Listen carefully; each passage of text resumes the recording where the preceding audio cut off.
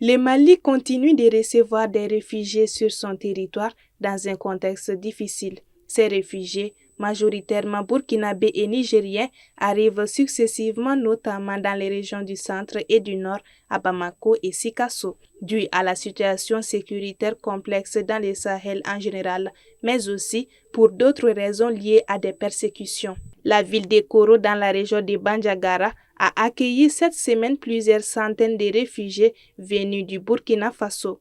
C'est une situation assez difficile que nous vivons actuellement avec l'arrivée de ces populations sur notre territoire en masse.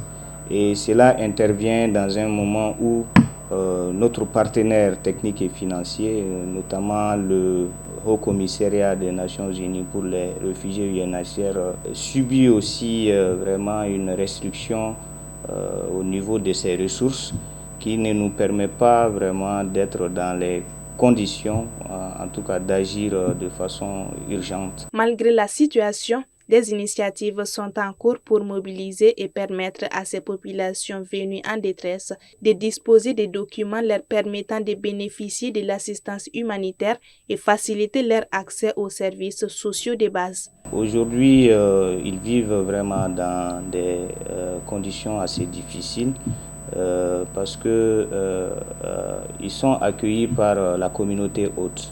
C'est des familles qui ont accepté d'héberger des milliers de personnes, des centaines de personnes chez eux à domicile. Mais la capacité aussi de la ville, notamment la capacité d'accueil de la ville, elle est assez limitée.